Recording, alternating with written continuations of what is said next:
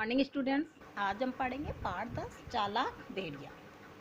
जंगल में एक बकरी रहती थी। उसके सींग बड़े पैने थे। जंगल में कौन रहती थी? बकरी। उसके सींग कैसे थे?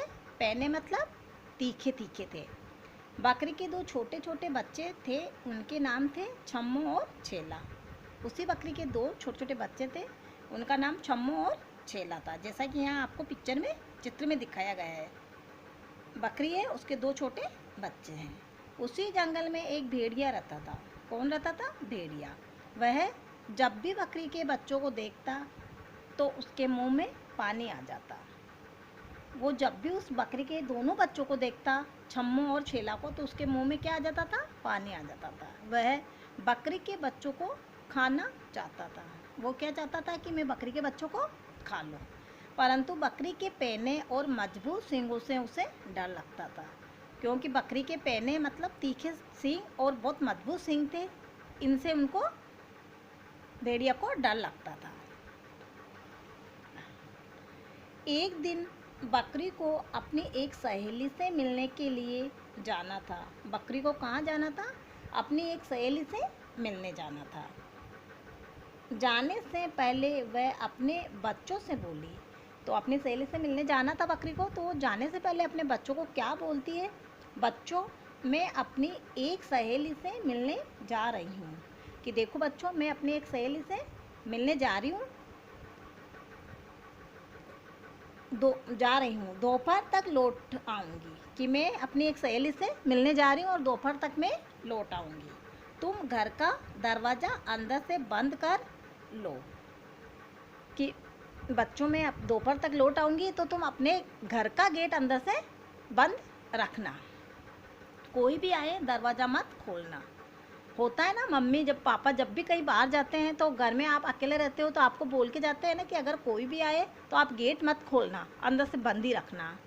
इसी तरह बकरी भी बच्चों को बोल के जा रही है कि आप अंदर से दरवाज़ा मतलब गेट बंद करना, रखना, और कोई भी आए तो आप दरवाज़ा नहीं खोलना। ये कहकर बकरी चली गई, और इतना कहकर बकरी चली गई। भेड़िया मौके की तलाश में था। भेड़िया क्या था? मौके की तलाश में था। बकरी के मौके मतलब इसी तलाश में रहता था कि कब ये बकरी जाए और कब मैं इसके बच्चों को खाऊं। बकरी के घर का दरवाज़ा अंदर से बंद था, क्योंकि बच्चों ने अंदर से गेट बंद कर रखा था। उसने दरवाज़ा खटखटाया तो वो आता है भेड़िया और दरवाज़ा खटखट करता है। छम्मो ने पूछा, कौन है? आपके भी अगर कोई मम्मी पापा नहीं होते, गेट बंद होते, कोई भी बाहर से खटखट करता है गेट को, तो आप पूछते हो कि कौन है। इसी तरह छम्मो ने पूछा, कौन है? भेड़िया आवाज़ बदल कर बोला। अब भेड़िया ने क्या किया? अपनी आवाज़ को चेंज किया। बदल कर मतलब चेंज करके बोला, मैं तुम्हारा मामा हूँ। क्या बोलता है? कि मैं तुम्हारा कौन हूँ? मामा हूँ। मैं तुम्हें लेने आया हूँ, दरवाज़ा खोलो। उसने झूठ बोली अपनी आवाज़ बदल के और बोला, मैं तुम्हारा मामा हूँ और मैं तुम्हें लेने आया हूँ, दरवाज़ा खोलो।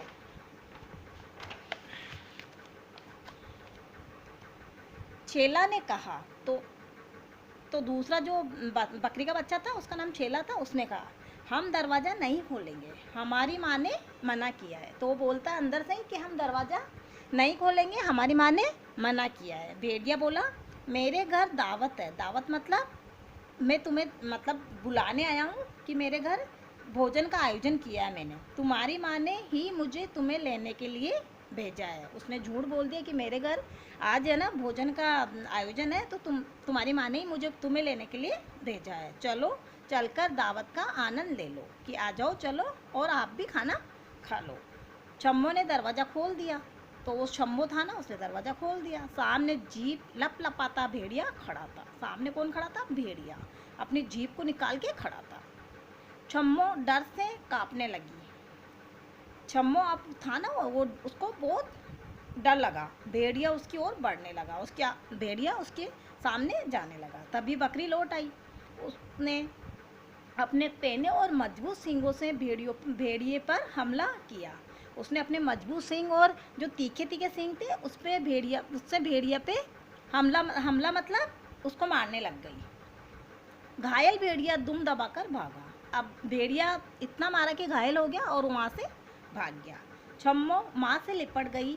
वह रोते रोते बोली, माँ मुझे माफ़ कर दो। जब ऐसा हुआ तो वो अपनी माँ से लिपट जाती है, बिल्कुल चिपक जाती है और बोलती है रोते रोते कि माँ मुझे माफ़ कर दो, अब मैं हमेशा आपका कहाँ मानूंगी।